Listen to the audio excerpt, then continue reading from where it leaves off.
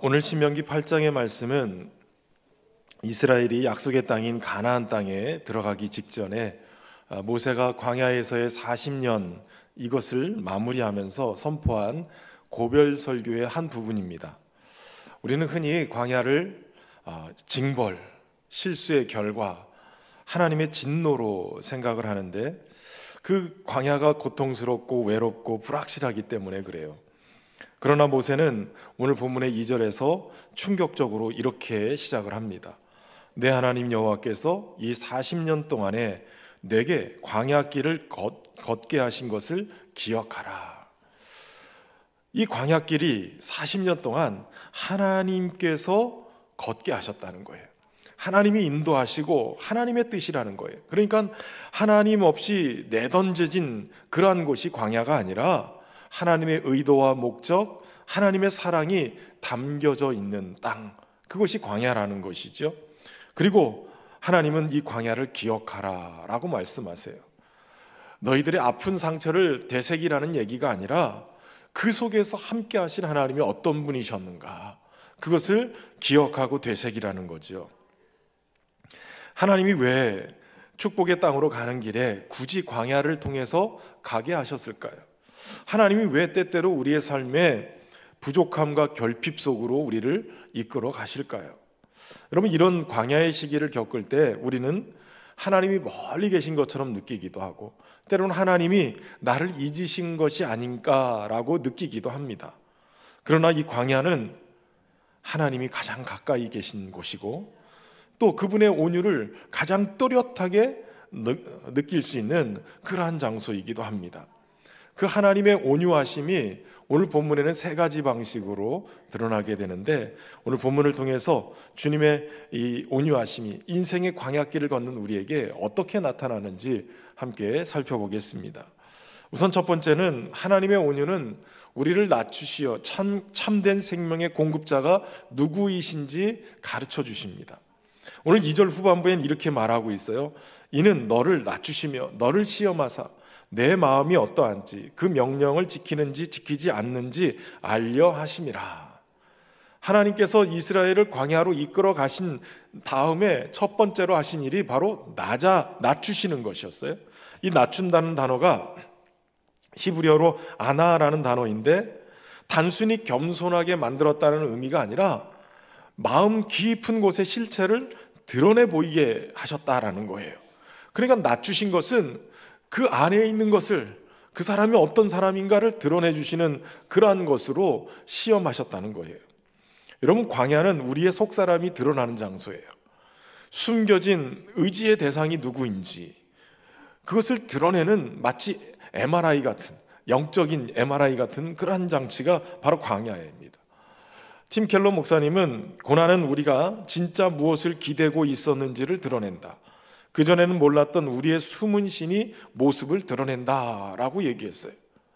지금 이스라엘은 애굽에서 벗어나서 자유로웠지만 여전히 그들의 마음은 애굽에 묶여 있는 거예요. 육체는 자유로웠지만 마음의 주인이 아직 바뀌지 않은 거예요. 그래서 하나님은 광야라는 이 학교에 입학을 시키고 그곳에서 그들을 낮추시면서 그들이 지금 무엇을 믿고 있는가, 이것을 드러내고 계시는 거예요. 그들은 광야에서 물이 없을 때, 또 굶주려서 고기가 없을 때, 또 앞이 보이지 않을 때 그들의 실상이 드러났죠. 그들을 구원해내신 하나님을 향한 신뢰가 아니라 하나님을 향한 원망과 불평, 이것 두려움을 막 쏟아놓기 시작했어요. 대부분 우리는 평안할 때 진짜 우리의 모습이 뭔지를 잘 몰라요. 드러나지 않지요. 그런데 이렇게 불편한 광야를 경험하면 우리가 누구인지 어떤 상태인지 그대로 드러나게 돼 있는 거예요.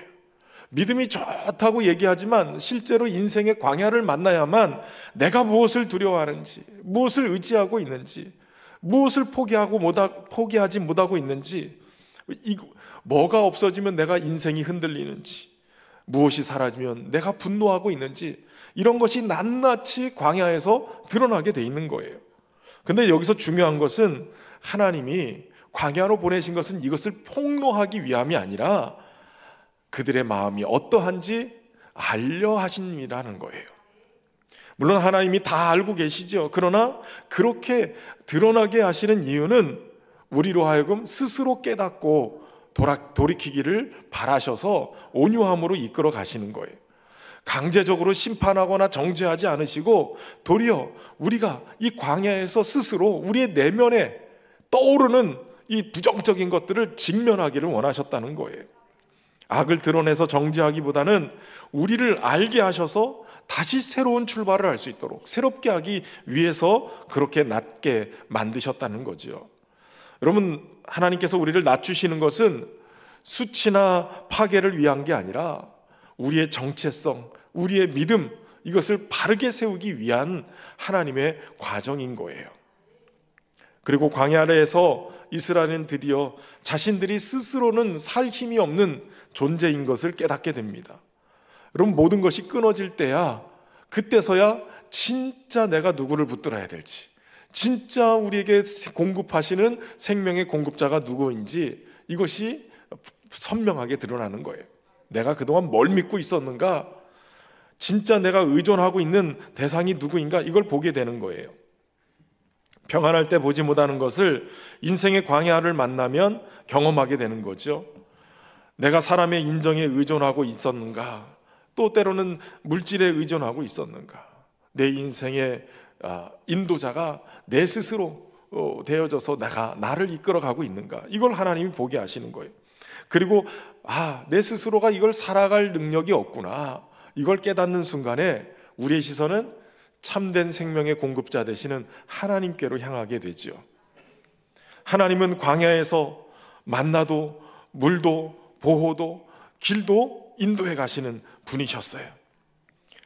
우리를 좌절시키지 않고 강제로 굴복시키지 않고 우리의 한계를 스스로 깨닫게 돼서 하나님께로 향할 수 있도록 만들어 주신 거예요.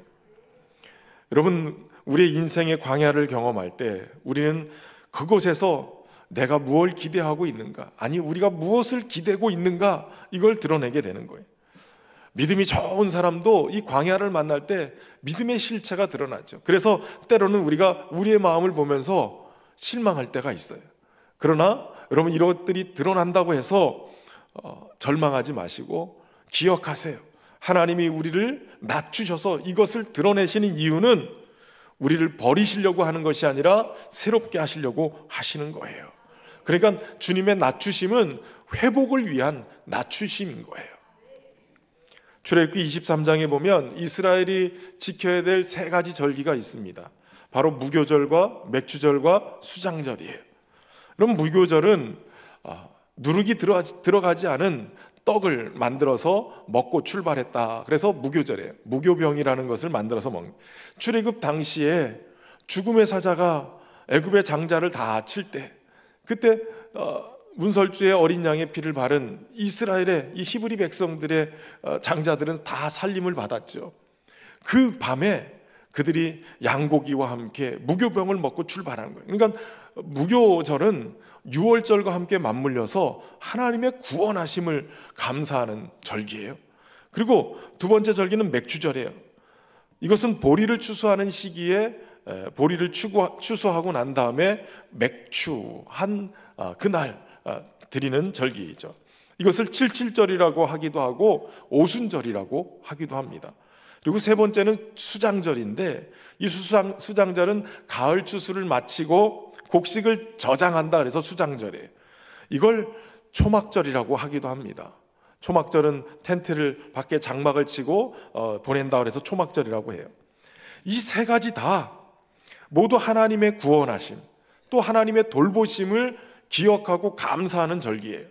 근데 중요한 것은 이렇게 이 3 절기를 지키라고 하신 하나님이 모세에게 주셨던 이 말씀이 어느 때 주셨느냐? 그들이 이 광야 생활을 끝내고 가나안 땅에 정착했을 때 주신 거냐? 아니에요.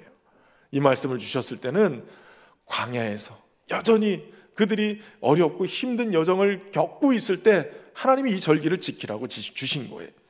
다시 말하면 지금은 광야의 인생이지만 그럼에도 불구하고 이 광야 속에서 하나님의 참된 생명의 주관자이심을 고백하며 하나님의 공급하심을 고백하며 감사하라는 거예요. 오늘날 우리가 지키고 있는 추수감사주일, 우리 추수감사절, 사실은 기독교 신앙이 미국의 선교사님들 통해서 한국교회에 들어왔기 때문에 미국에서 지키는 추수감사절을 우리가 또 같이 지키게 되거든요. 1600년도에 영국의 국교회의 핍박으로 인해서 신앙의 자유를 위해 102명의 청교도들이 1620년 메이플라워호를 타고 신대륙을 찾아갑니다. 그리고 90일간의 사투 끝에 그들이 미국의 동부 뉴 잉글랜드 플리머스에 도착을 하죠. 도착 후 그들은 가장 먼저 예배를 드리고 교회를 짓고 학교를 짓고 자신들의 집을 가장 나중에 지었어요. 그러면서 매일 모여서 시편 100편을 암송하고 신앙의 자유를 주신 하나님께 감사하면서 살았어요. 그럼에도 불구하고 낯선 환경, 풍토병, 추위 이런 것 때문에 그 102명의 절반, 50여 명이 죽게 되어집니다. 간신히 살아남은 사람들에게 원주민인 인디언들이 농사법을 가르쳐주고 그러면서 추수를 하면서 겨울을 나게 되고 그들이 이 사실에 감사하며 하나님 앞에 예배를 드려요. 여전히 불안한 상황 극복을 위해서 지도자인 윌리엄 브래드포트라는 사람이 우리가 이 상황을 극복하기 위해서 금식 기도합시다. 금식을 선포하고 금식 기도를 하는 거예요. 그런데도 여전히 마음의 평안이 찾아오지 않고 불안한 거예요. 그때 한 농부가 제안을 합니다. 우리가 예상했던 것보다 더 넉넉한 은혜를 받았으니 우리가 금식하는 것 대신에 도리어 하나님께 감사하면서 예배합시다. 그리고 건의했어요. 그리고 마을 사람들이 한 자리에 모여서 우리에게 생명을 주신 하나님, 우리를 지켜주신 하나님, 우리를 구원해 주신 하나님, 여기까지 인도하신 하나님께 감사하면서 찬송을 드린 그 예배가 바로 추수감사절의 시작이었던 거예요.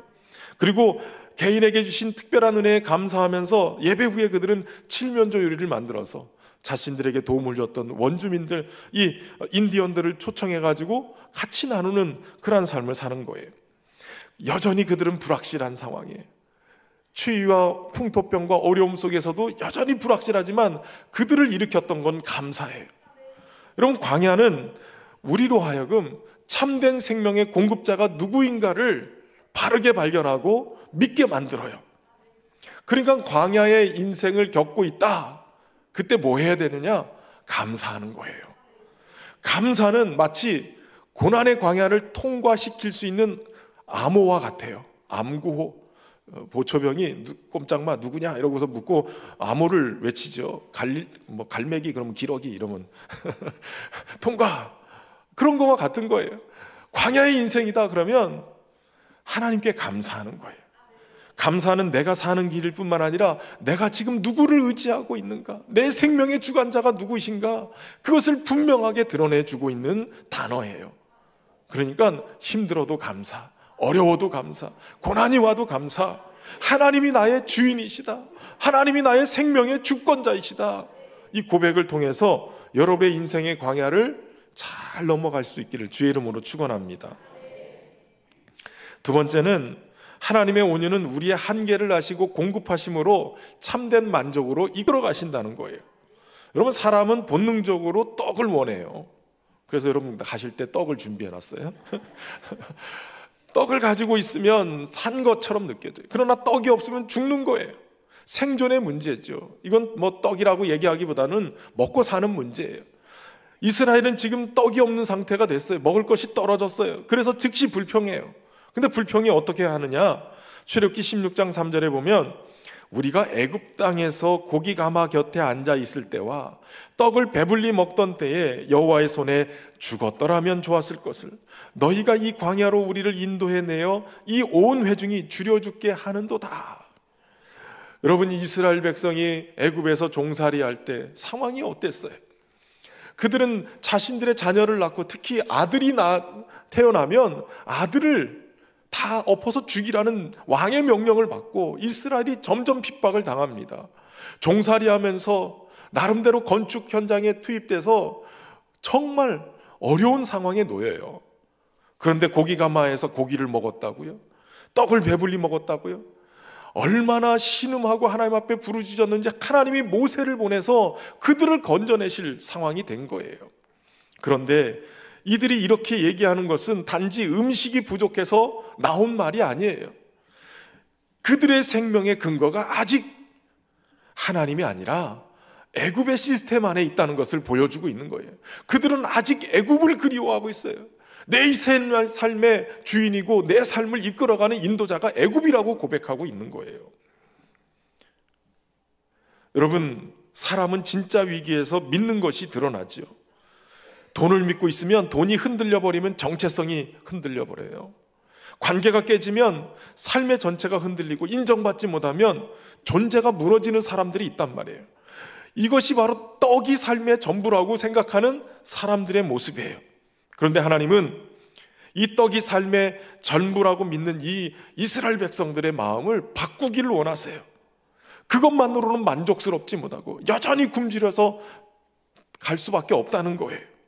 그렇기 때문에 하나님은 이 광야에서 그들을 줄이게 하시고 도리어 떡이 아니라 진정한 삶의 만족을 주는 것이 무엇인지를 알게 하셨어요. 그러니까 광야는 처벌이 아니라 그들을 치료하기 위한 하나님의 방법인 거죠. 광야는 의지할 만한 것이 아무것도 없어요. 그런데 하나님은 그 자리에서 하늘의 만나를 주시는 거예요.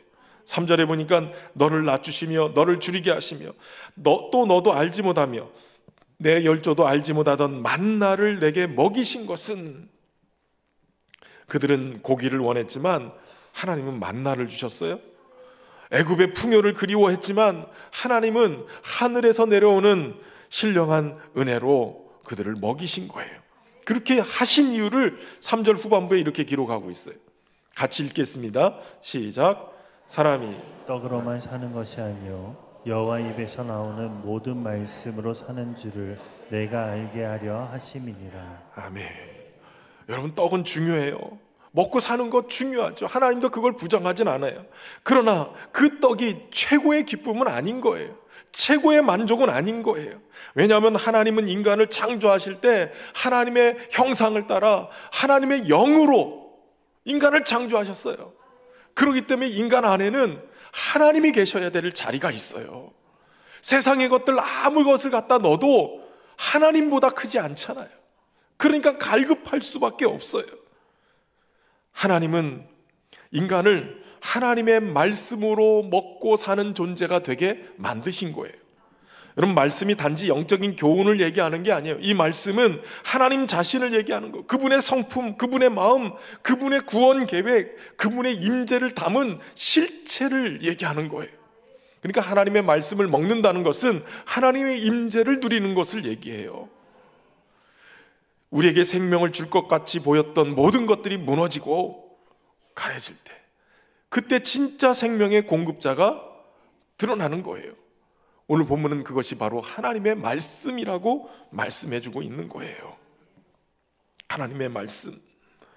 고난은 우리가 의지하던 것에 굳어져 있는 이 손을 펴게 만들어요. 그리고 더 가치 있는 것, 우리의 생명을 이끌어가는 하나님의 사랑을 붙들게 만들어요. 그 사랑의 절정이 뭐냐면 하나님의 말씀이에요. 육신이 돼서 우리 가운데 오신 하나님의 말씀, 바로 예수 그리스도를 얘기하는 거죠. 여러분, 예수님은 40일 동안 광야에서 굶주리셨어요. 금식하신 후에 마귀에게 시험을 받았어요. 그때 첫 번째 시험이 바로 줄이신 예수님에게 돌로 떡덩이 되게 해서 먹으라는 거예요. 하나님의 뜻, 하나님의 계획, 하나님의 공급하심보다 네 능력 가지고 돌을 떡덩이 되게 해서 먹으라는 거예요. 그런데 예수님 말씀하시죠. 사람이 떡으로만 사는 게 아니라 하나님의 입에서 나오는 모든 말씀으로 사는 것이다. 예수님도 말씀을 통해서 사셨단 말이에요. 하나님의 말씀으로 사명을 감당한 거예요. 여러분, 말씀은 광야에 살아갈 때 우리의 양식이 돼요. 말씀은 고난 속에서 빛이 되어집니다. 말씀은 인생이 무너질 때 우리를 붙들어주는 생명줄과 같아요. 사실 평상시 아무 문제가 없을 때는 설교도 잘 안 들려요. 그런데 인생의 광야를 만났을 때는 하나님의 말씀이 너무나도 잘 들려요. 지치고 쓰러졌던 사람들이 하나님의 말씀을 듣고 막 살아나는 게 보여요. 그것으로 기도하고 그것으로 소망을 삼고, 그래서 말씀을 통해서 다 일어나는 거예요. 리먼 사태가 터지고 막 보험이나 뭐 이런 생명 뭐 이런 증권 회사 이런 데가 다 난리가 났던 적이 있었어요. 한 20여 년 된 것 같아요. 그때 압구정의 증권 회사 총 소장님이 저희 전에 있던 교회 집사님이셨어요. 본인 재산도 다 날리고 딸들 자녀들 재산까지 다 날라갔어요. 다 투자했다가 다 휴지 조각이 됐어요. 그때 그 집사님이 그 어려운 상황에서 신방을 받고 식사하면서 얘기를 하는데, 목사님 한 가지 부탁이 있는데, 목사님 다른 건 몰라도 목사님 설교에 예수님 얘기 빼놓지 않고 했으면 좋겠어요. 예수님만이 우리의 소망인데 다 잃어보니까 돈도 필요 없고 다른 거 다 필요 없고 예수님만이 나의 생명줄인 걸 알게 됐어요. 그러니까 설교 때 예수님 얘기해 주세요. 그럼 그 예수님 때문에 소망을 얻고 일어설 수 있게 돼요. 그 얘기를 하셨어요. 얼마 전에 청북교회 장로님들이 우리 교회 왔었죠. 그 집사님이 장로님이 되셔서 오셨더라고요. 여러분, 예수님만이 소망이세요. 예수님만이 우리가 바라볼 참된 만족을 주시는 분인 걸 믿으시길 바랍니다. 여러분, 광야는 하나님만으로 사는 법을 배우는 자리예요. 하나님만이 참된 만족을 우리에게 주시는 것을 여러분 믿으시길 바랍니다. 지난 다니엘 기도회 목요일 저녁 강사로 장성호 감독님이 나와서 간증을 했어요. 삼일교회 집사님이신데 이 장성호 감독님 만드신 작품 우리가 잘 알잖아요. 킹 오브 킹스 애니메이션 영화였는데, 지난 여름에 우리 교회가 영화데이 해가지고 옆에 있는 CGV 영화관을 3개를 빌려가지고 거의 670명인가 우리 성도들 다 가서 거기서 영화를 보면서 은혜를 받았어요. 바로 왕중왕 예수님에 대한 이야기, 기생충보다도 더 흥행을 시킨 작품이었어요. 이분이 나와서 그 영화를 준비하는 과정에 대한 얘기를 하셨어요. 10년 동안 이 영화를 기획하고 만드는데 10년이 걸렸다는 거예요. 그런데 10년 동안 신실한 마음으로 사명감에 똘똘 뭉쳐서 시작한 게 아니었다는 거예요. 나름대로 사업적인 계산도 있었고 손익분기점 이것저것 다 계산하고 시작을 했는데, 그래도 완성도 있는 작품을 위해서 제작비를 좀 써야 된다 하다 보니까 제작비 구하는 것도 어렵고 여러 가지 재정적인 난관에 부딪히게 됐다는 거예요. 그때 작가도 떠나고 감독도 떠나고, 그러다 보니까 본인이 작가도 해야 되고 감독도 해야 되고 다 하는 거예요. 설립했던 회사의 지분도 포기하고 이 작품의 판권만 들고 나왔다는 거예요. 나름대로는 이 작품을 어떻게든 만들기 위해서 노력을 했는데, 나중에 미국에 갈 기회가 있어서 비행기 안에서 누가 전해준 팀 켈러 목사님의 내가 만든 신이라는 그 책을 읽다 보니까 자신은 영화에 대해서 너무 애정을 갖고, 예전에 해운대라는 영화를 만들 때도 이분이 다 CG 같은 거 이걸 제작하는 그런 회사를 했거든요. 이 영화를 딱 제작할 때 정말 잠도 안 자고 그렇게 열정을 가지고 만들었다는 거예요. 그렇게 영화를 위해서 최선을 다했는데 이 책을 읽다 보니까 내가 그렇게 사랑하고 아끼고 투자했던 그 영화 자체가 나에게는 또 다른 신이 돼 있더라. 이게 나에게 있어서 우상이구나라는 것을 깨닫게 됐다는 거예요. 내 삶의 가장 중요한 중심에 하나님이 계셨어야 되는데 그 자리에 영화가 차지하고 있더라는 것을 깨닫게 됐다는 거예요. 그래서 이 10년 동안 이 영화를 만드는 과정 속에서 자신의 신앙을 돌아보고 다시 세우는 계기가 됐는데, 자신은 영화를 만들었는데 하나님은 그 기간 동안 나를 만드셨다라고 고백을 하더라고요. 나름대로는 세상적으로도 큰 잘못도 저지르지 않고 살았고, 기도도 하고 예배도 드리고 짬짬이 시간 나면 말씀도 읽고, 그러면서 이 정도면 나도 그냥 부끄러운 신앙인은 아니야 라고 만족하고 살았는데, 이 광야의 기간을 겪으면서 중요한 한 가지가 내 마음의 중심에 주님이 계셔야 되는데 주님이 사이드에 계셨구나, 이걸 깨닫게 됐다는 거예요.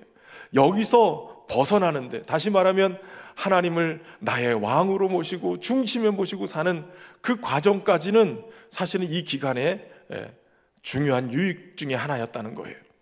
그리고 이분이 이런 얘기를 하셨어요.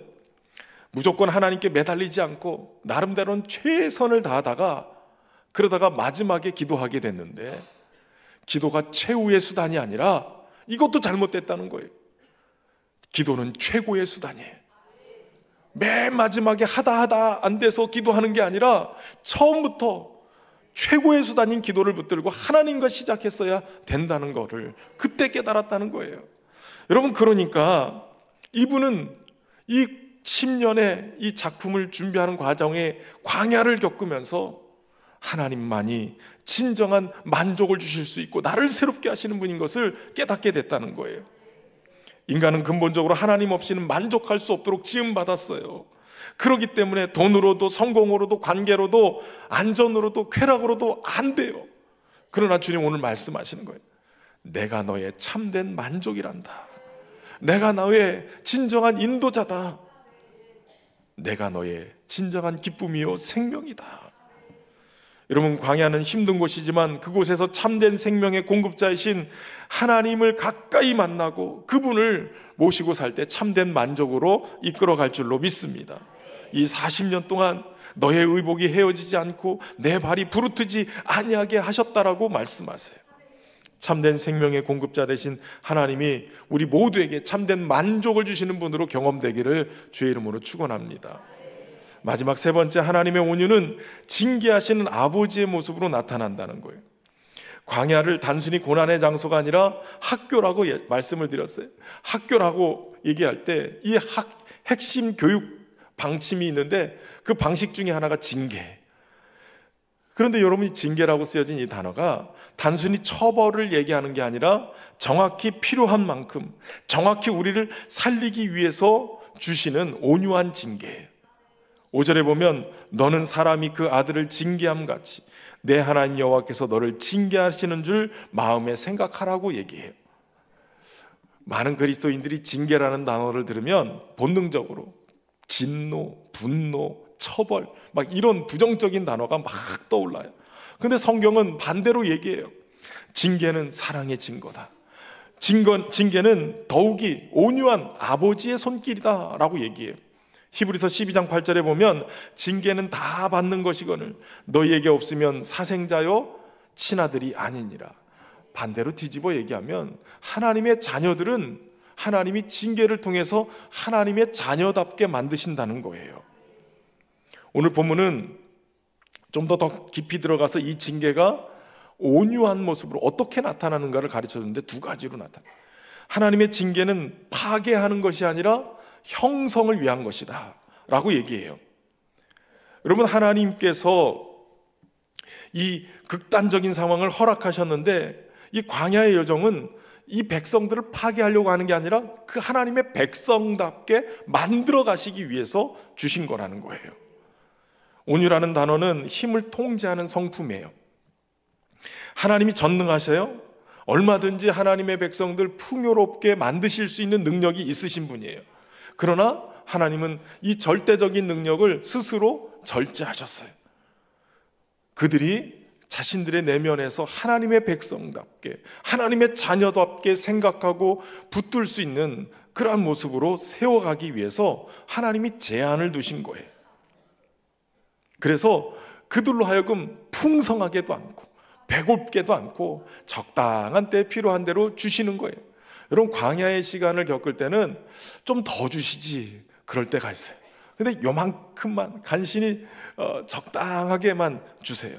그렇게 하신 이유는 고통을 주려는 목적보다는 만들어 가시기 위해서 주시는 거예요.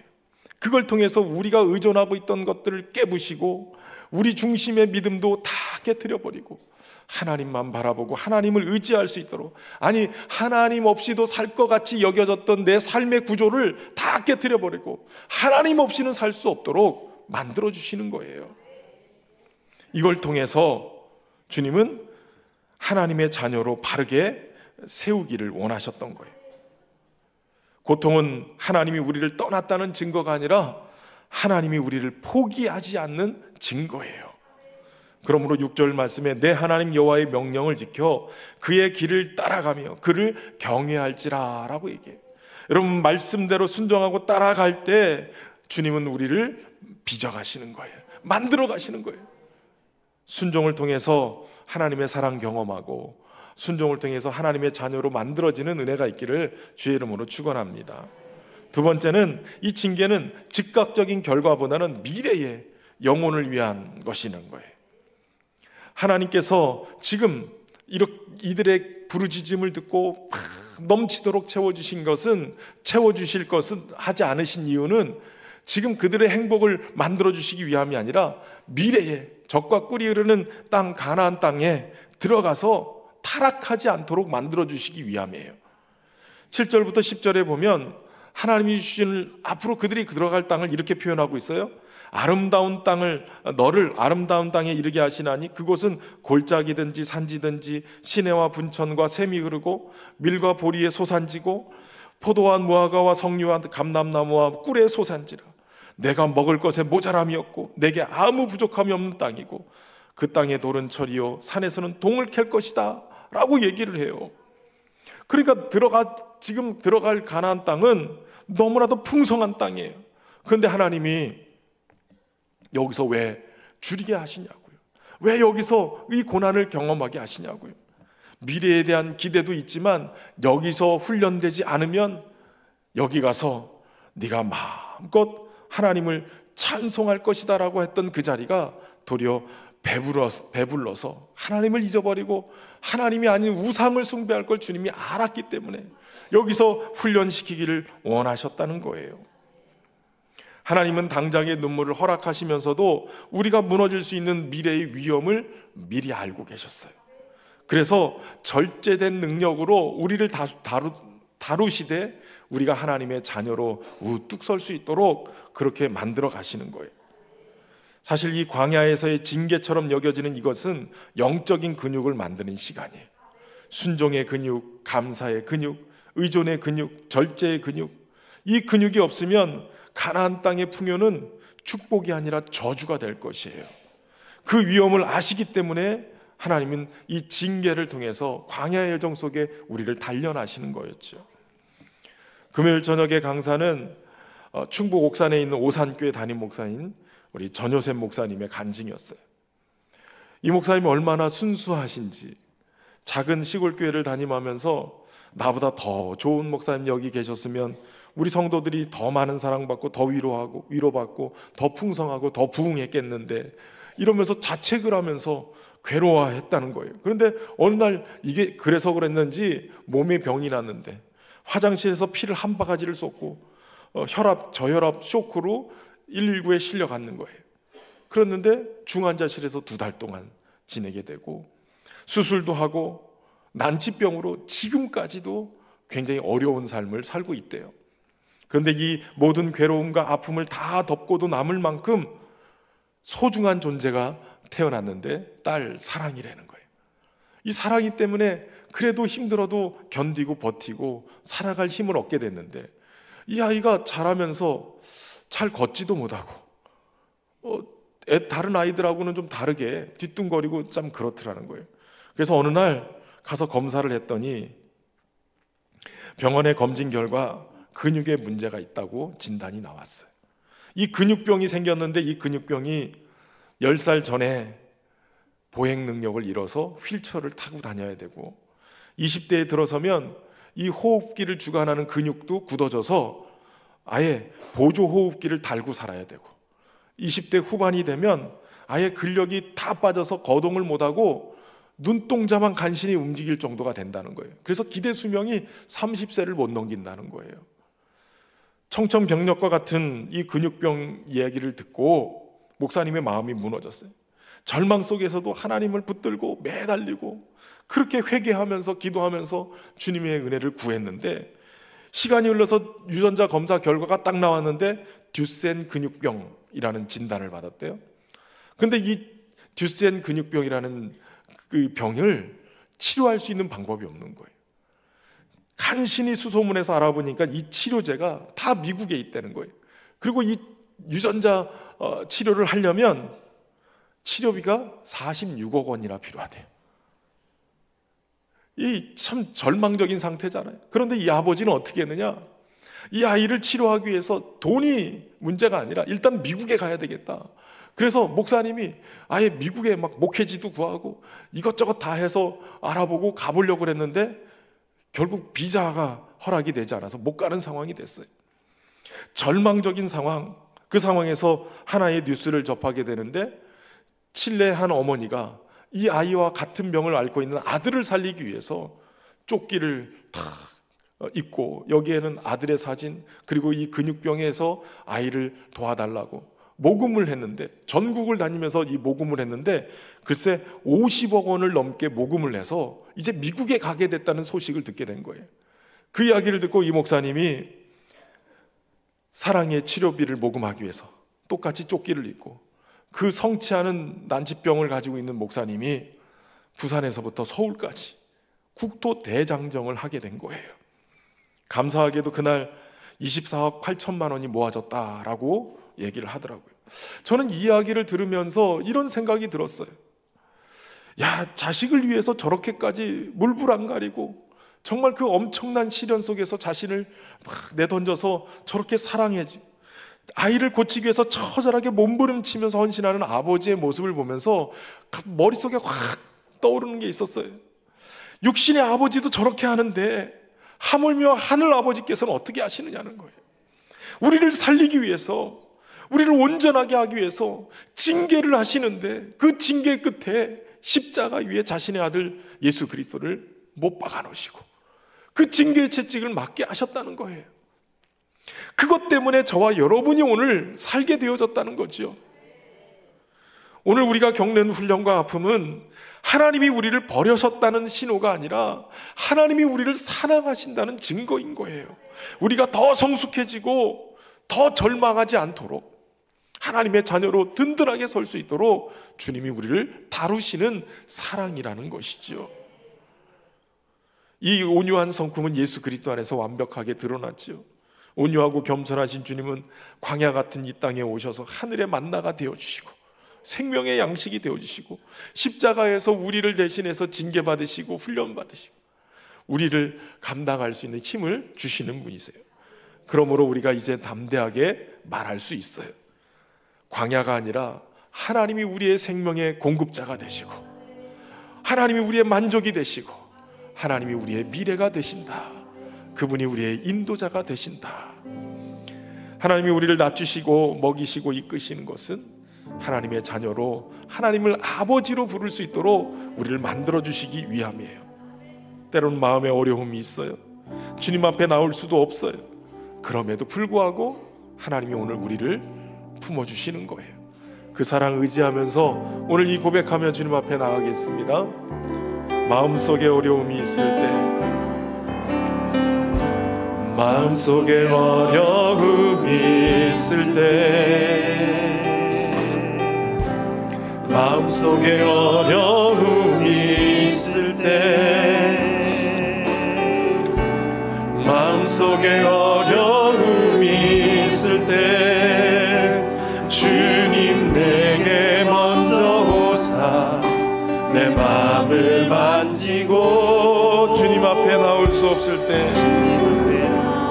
올 수 없을 때, 주님 앞에 나올 수 없을 때, 주님 앞에 나올 수 없을 때 주님 날 먼저 안으시네. 그럼에도 불구하고 날 사랑하시는 내 하나님의 사랑은 나의 모든 걸 덮고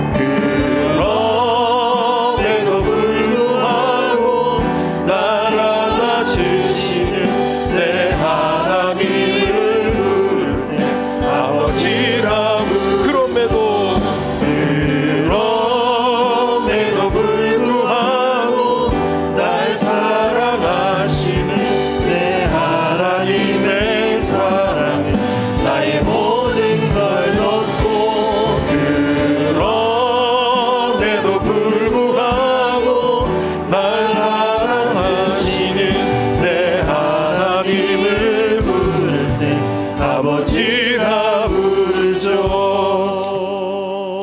사랑하는 성도 여러분, 우리의 인생의 광야를 만나 힘들고 어려운 싸움을 싸우고 계십니까? 하나님이 나의 생명의 주관자가 되시고 나의 공급자가 되시고 참된 만족이 되심을 믿고 다시 한번 감사함으로 주님 앞에 나가길 바랍니다. 하나님이 우리 아버지 되심을 고백하면서 주님의 돌보심을 의지하며 나갈 수 있길 바랍니다. 이 시간 말씀을 의지하면서 하나님 나에게 다시 한번 새 힘을 허락하여 주옵소서. 함께 기도하며 나가겠습니다. 살아계신 하나님 아버지, 은혜와 사랑으로 오늘도 우리를 붙잡아 주시고 이끌어 주심에 감사합니다.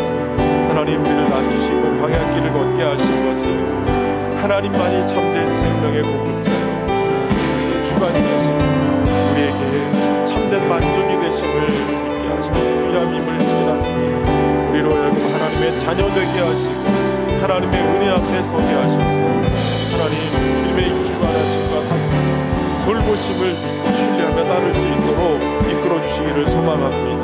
하나님, 오늘도 그럼에도 불구하고 우리를 사랑하시고 안아주시고 주님을 아버지라 부를 수 있도록 감사합니다. 주님의 은혜 앞에 거할 수 있도록 도우시고 이끌어 주시옵소서. 사랑합니다. 찬양합니다. 주옵소서.